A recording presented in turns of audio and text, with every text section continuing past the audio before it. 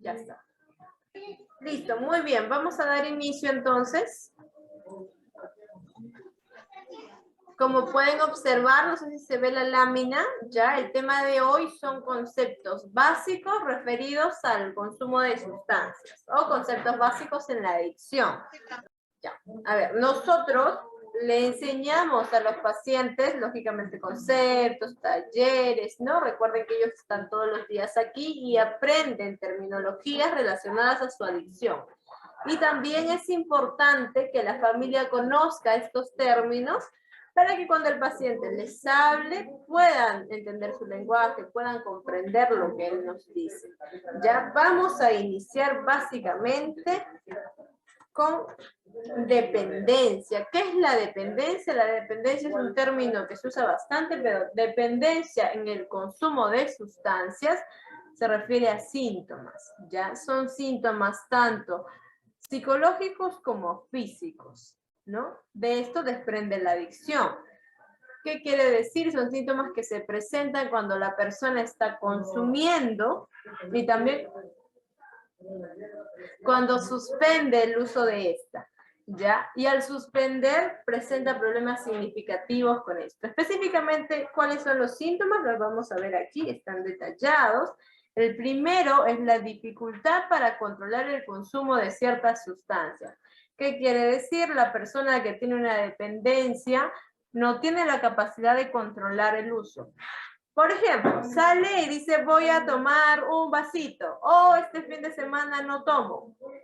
Y sale de su control esto, ¿no? Al final termina escapándose de casa, al final no es un vasito sino una caja.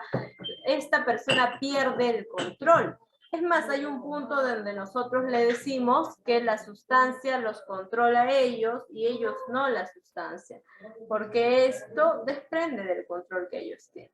¿Ya? Ese es el primer síntoma, dificultad para controlar el consumo de ciertas sustancias. El segundo es el fuerte deseo y obsesión por consumir la sustancia. ¿Qué quiere decir? El deseo y la obsesión es que el pensamiento esté constantemente.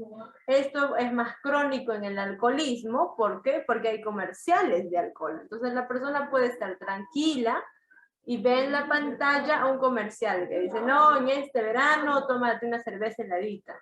Entonces, de por sí el pensamiento de la persona dependiente está en la sustancia, está en la droga, está en el alcohol, sumado a estos estimulantes visuales, contextuales, genera mayor obsesión, ¿no? O el amigo que le habla de consumo, el amigo que tiene en su Facebook que le dice, oye, ¿cuándo vamos a fumar? Etc. Son lo que motiva el deseo y la obsesión por la sustancia. Esa persona está constantemente pensando en temas relacionados a la droga. Una tercera característica sería que esta persona abandona los intereses más allá de consumir la sustancia, así como la vida social y las actividades que antes le habían interesado. ¿Qué pasa? Dejan almuerzos familiares, dejan el colegio, en caso estén en el colegio, dejan los estudios, en caso estén en la universidad, abandonan muchas actividades, ¿no? Están como personas aisladas. Es más, entre salir un domingo con la familia y quedarse un domingo después de fiesta a seguir consumiendo, ellos van a elegir lo segundo, que es la fiesta, los aparentes amigos, porque al final el consumidor no hace un consumo grupal como tal, sino que al final termina consumiendo cada uno en su lado, en su esquina, como le dicen aquí, ¿no? Entonces, estas son las tres primeras características de una persona dependiente. Si observamos que nuestro paciente, nuestro familiar está teniendo estas características, lógicamente ahí ya hay una dependencia, ¿no? Está haciendo esto en torno al consumo de drogas. Otra característica sería la persistencia en el consumo de la sustancia, a pesar de ser consciente de los efectos perjudiciales que ésta provoca. ¿Qué quiere decir? No es que los pacientes no se den cuenta que la droga le produce daño. De hecho, ellos saben, ¿no? La droga produce esto, aquello, no me deja dormir, me duele la cabeza. Ellos lo saben. Y es más, también saben que la resaca, vamos a decirle, también sufren las consecuencias de esto, que es la resaca del día siguiente. Sí lo viven, lo saben, lo conocen, pero a pesar de eso, ellos insisten en el consumo. Por lo mismo que decíamos al inicio, ellos no pueden controlar ese consumo, escapa de sus manos. Otra característica que presentan es el síndrome de abstinencia al dejar de consumir dicha sustancia. El síndrome de abstinencia es un conjunto de síntomas que ellos les da, que justo es un término que también lo vamos a ver más adelante, ¿ya? Pero toda persona con dependencia a una sustancia va a presentar un síndrome de abstinencia al suspender su consumo. Y recuerden que todos sus familiares, cuando ingresan aquí, dejan de consumir drogas, alcohol, porque lógicamente acá en la institución no hay. Entonces les decía, ya volviendo al síndrome de abstinencia, toda persona con consumo de drogas o de alcohol va a pasar por el síndrome de abstinencia, ¿ok? Ahora, pasamos a la siguiente terminología que tenemos que conocer, que es la tolerancia. Diferente a lo que se entiende por tolerancia en un contexto normal, que la tolerancia es como ser tolerante, tolerar ciertas cosas. La tolerancia en adicción se refiere a cuánto consume el paciente, ya al nivel de consumo que éste genera. ¿Qué quiere decir? Se explica en este dibujito que va creciendo. Vemos una persona que está consumiendo un cigarro pequeñito, después un cigarro más grande y al final es un cigarro enorme, más grande que el mismo. ¿Qué quiere decir? En las adicciones pasa exactamente igual. La persona genera una tolerancia. Primero siente efectos con poca cantidad. Esto es más habitual y más observable con el alcoholismo. Sabemos que las personas que inician un consumo de alcohol se marean con un vasito. Después ese vasito no los marea, son 2 botellas, después son 3, después es una caja. Después ya no es la cerveza, es un trago más fuerte, el ron, la caña, ¿no? Y así con todas las drogas pasa lo mismo, que es la tolerancia, ¿no? Que es una tolerancia física y psicológica. Que la persona va a necesitar de más sustancia para lograr este deseo, no, tiene por las drogas. Ya va a necesitar más sustancia y esto se va a ir incrementando, como en el dibujo, ¿no? Más pequeño, más grande, y lógicamente los daños que se produce al cuerpo también van a ser mayores, ¿ok? Entonces tenemos que entender que en adicción tolerancia no es lo mismo que normalmente se entiende por tolerancia. Coloquialmente, la tolerancia es ser tolerante, ser empático con otra persona. En adicción, cuando decimos tolerancia, nos referimos al nivel de tolerancia o al nivel que el cuerpo tolera la sustancia, a esa cantidad que cada paciente ingiere. Además, aquí está el término que le presentamos hace un momento, el síndrome de abstinencia. Y esto está muy relacionado, yo creo que es de las primeras preguntas que realizan los familiares, a por qué se les da pastillas cuando ellos ingresan, por qué les dan pastillas para dormir, por qué les dan ansiolíticos, a otros se les da antidepresivos. Tiene que ver con el síndrome de abstinencia, que va a ser una reacción, acá nos dice es un conjunto de síntomas físicos y de expresividad psíquica o psicológica, que presenta el sujeto que es dependiente o el sujeto adicto, ¿no? La intensidad depende del tipo de droga, del tiempo de consumo, de la edad también. Depende de muchos factores en realidad, ¿ya? Pero todo paciente que suspende el consumo de sustancias va a presentar un síndrome de abstinencia en mayor o menor medida. Algunos es más evidente, otros es más fuerte, y justamente por eso son las pastillas psiquiátricas, ansiolíticos, pastillas para dormir, para regular esos síntomas. Algunos, por ejemplo, ¿cuáles son? En la cocaína, en el consumidor de cocaína, su síndrome de abstinencia, nuevamente, es decir, cuando él suspende el consumo, que se presenta un humor disfórico, ¿no? Como una apatía. Luego, un aumento de apetito, constante apetito, come la comida y no se llena, un cansancio físico, es un cansancio generalizado porque siente todas sus extremidades cansadas, entonces le cuesta la movilidad también. Además tiene pesadillas, entonces le cuesta dormir, le cuesta conciliar el sueño. También se tornan agresivos, suelen ser más agresivos y en algunos casos hay delirios o alucinaciones, ¿no? Entonces se salen de la realidad. En el cannabis o marihuana, ¿qué presentan? ¿Qué síntomas? Presentan ansiedad, presentan depresión. Ellos, lejos de, como el cocainómano le da más hambre, de marihuana pierde el apetito completamente, no quiere comer. Tenemos pacientes que los primeros días no quieren comer nada. Les da fiebre también, es algo más físico en ellos. Les da hipersomnia, que quiere decir que tienen sueño todo el día, como si no hubieran dormido. Es el sueño constante.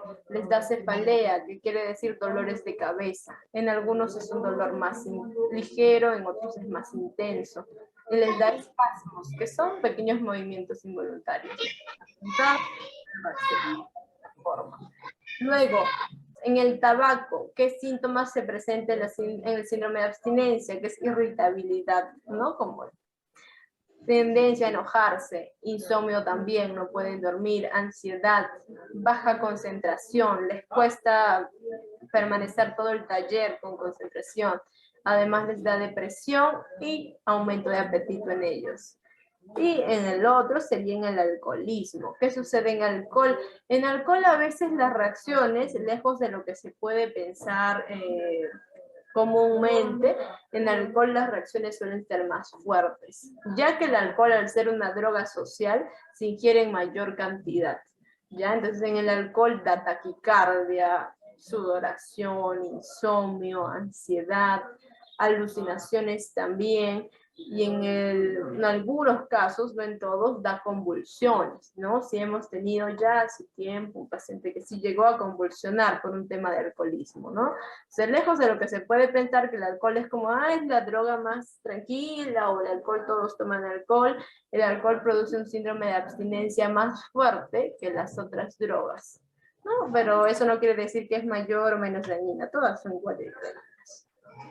¿Ok? Eso con el síndrome de abstinencia. Seguimos. Otra terminología que tenemos que aprender que es importante es el craving. Se escribe craving, pero se pronuncia craving. ¿Ya? El craving es un término más bien inglés, pero ¿a qué se refiere? A que es cuando la persona tiene la necesidad, el deseo intenso de querer consumir. No es que la persona lo provoque, no es una manipulación, no. El craving a toda persona adicta le va a venir. ¿Por qué? Esto tiene que ver con un condicionamiento neuropsicológico. Recordemos que las drogas alteran el sistema nervioso. En términos más simples, el cerebro se acostumbró a la sustancia. El cerebro está acostumbrado a que entre droga, a que entre alcohol, a que entren estimulantes. Entonces, al ya no tener esta respuesta, el cerebro va a mandar órdenes para nuevamente tener esa sustancia. Uno de ellos es el craving. El craving es una descarga neuroquímica que hace que la persona reaccione y tenga un deseo intenso de consumir. Es un momento breve, puede ser unos minutos, de 1 a 3 minutos, pero es intensa, la persona puede caer en desesperación. ¿Ya? Entonces se suma a los otros términos que hemos visto, ¿no? Tolerancia, abstinencia. Y también con recuerdos de imágenes o cosas que ellos vean en la televisión o que escuchen del entorno, se les activa el craving. Es un deseo intenso, en el cual muchas veces ellos sienten que no lo pueden controlar, que eso los va a desbordar, porque es un malestar, ¿no? Pero recordemos nuevamente, es importante señalar que ellos no lo provocan. Esa es una reacción neuroquímica que va a venir a todo paciente con adicción. Muy bien, acá también continuamos, ¿no? Entonces, ¿qué es el craving? Les decía, es la experiencia subjetiva inducida por el deseo de consumir el estado psicológico generado por el consumo de drogas. Lo que quiere el craving, pues, es satisfacer su deseo, en otras palabras. Para eso está programado el craving. Ahora, lo ideal es que la persona en adicción, con el pasar del tiempo, ya sea 1 año en abstinencia, 2 años, va a ir teniendo cada vez menos craving. Los pacientes que tienen los primeros meses, 3, 4, 5 meses, tienen craving, sueños de consumo, flashback, que son recuerdos de consumo, y esto en el tiempo de abstinencia se va alejando cada vez más, ¿no? Pero hay periodos en los que le va a venir. De hecho, el síndrome de abstinencia, es algo que me olvidaba mencionar aquí, el síndrome de abstinencia como tal, es algo que también es episódico. La persona cuando ingresa, tal vez el primer mes, la primera semana no tiene síndrome de abstinencia, pero a los 6 meses, al año, va viniendo el síndrome de abstinencia, ¿no? Y así progresivamente, una persona con adicción va a tener síndrome de abstinencia. Si tenga 5 años de que ya no consume, va a venir el síndrome de abstinencia, ¿ok? Muy bien. Entonces, concluimos con el craving. Sobre todo me interesa que si alguna terminología no ha quedado clara, ha sido en términos confusos, que ustedes pregunten, o alguna otra cuestión que le haya mencionado su paciente, que ustedes me puedan preguntar a mí. Porque recordemos que ellos en los talleres llevan qué es la droga, qué es la adicción, tipos de adicción, ellos todos esos talleres los llevan aquí. Y en sus visitas ustedes tendrían que preguntar sobre esos temas. También preguntarle, hijo, ¿cómo estás? Esposo, ¿cómo estás? Y también preguntarle qué aprendió en el taller, ¿no? Entonces, ahora quisiera escuchar a alguno de ustedes si alguna terminología no le quedó clara, lo volvemos a repetir, o alguna consulta de algún otro término que les haya dicho alguno de sus pacientes. No se escucha. ¿Alguien tiene alguna pregunta? Señorita, buenas tardes. Buenas tardes, Isabel. Una pregunta, ¿cuál es el tiempo donde, o sea, qué tiempo ellos necesitan para poder salir, por decir, de los nogales? ¿Cómo son? O sea, ¿es 1 año? ¿Cuál es lo correcto? ¿Cómo sería lo correcto para que ellos salgan bien? Ok, muy bien, excelente pregunta, señora Isabel. Un tiempo correcto como tal tiene que ver mucho con el perfil del paciente. Ahora, nuestro programa es de 1 año y 4 meses, contando no un capricho nuestro, no una idea nuestra, sino tomando en cuenta la Organización Mundial de la Salud, la psicoterapia en adicciones. Estima que el paciente con adicción tiene que tener un tratamiento entre 1 y 2 años, ¿no? De manera internada en un primer momento y después de manera ambulatoria. Ya, ahora eso va variando según las características de cada paciente, pero lo que se estima a nivel de Latinoamérica y en España también es que el paciente con adicción tiene que tener un primer proceso de internamiento de al menos 1 año, ¿no? Eso es lo favorable para ellos. Porque, ¿qué sucede con el paciente adicto en un sistema ambulatorio? Tiende a recaer en la sustancia, ¿no? Asiste, claro, a su psicólogo, asiste a su psiquiatra, pero a la semana, al mes, ya está consumiendo nuevamente. Entonces, la mejor intervención para ellos es que estén un año al menos internados. Bueno, señorita, y usted, disculpe, cuando ustedes conversan con ellos, tienen charlas, ustedes le hacen entender a ellos el tiempo necesario que ellos deben estar ahí. Claro, es un tema que se toca, pero nuevamente le repetimos, hay pacientes con mayor conciencia de enfermedad y otros con menor conciencia que les cuesta entender, ¿no? De hecho, una característica común en todos, es muy raro que un paciente llegue y diga, ok, me voy a quedar el año y medio. Casi ningún paciente, o es un 1% que se interna y dice, yo me quiero quedar, ni así sea voluntario. Todo se resiste a pasar el año, porque lógicamente a una persona, a un ser humano no le gusta estar aislado, encerrado, y es un cambio drástico para ellos, ¿no? Entonces, por lo general nadie acepta ese tiempo y en el proceso ellos van identificando que el tiempo tiene una razón de ser, que el tiempo es por algo, pero es en el Porque proceso. A los cada 3 vez uno lo va viendo mejor, ellos van mejorando, ellos también internamente tienen que darse cuenta de su mejoría, ¿no es cierto? Y cada vez ellos aprenden más cosas, se hacen más ordenados, entonces es un cambio de todas maneras favorable a ellos. Exacto, es algo que ellos también van observando, así como ustedes los ven en la visita, tal vez más gorditos, más cachetoncitos, ellos también se ven al espejo, o entre ellos mismos se dicen, ¿no? Oye, tú llegaste de tal forma, tú te veías así, que de esta manera, ahora te ves diferente, y a ellos también eso les agrada, y van viendo algo favorable en ellos. Muy bien, señora Isabel, gracias. ¿Alguien más tiene alguna consulta? Algunas personas que llegaron un poco después. Hoy el tema que se tocó son los conceptos referidos a la sustancia, al consumo de sustancias. Terminología que se usa en el tratamiento de adicciones. ¿Alguien más tiene alguna consulta, alguna duda? Ok, muy bien. Al parecer no hay ninguna otra consulta ni ninguna duda, ¿ya? La recomendación, ¿cuál sería? Toda esta información, que tal vez son 4, me parece. Claro, es dependencia, tolerancia, síndrome de abstinencia y craving. Son 4 términos, los cuales son bastante usados y son bastante importantes.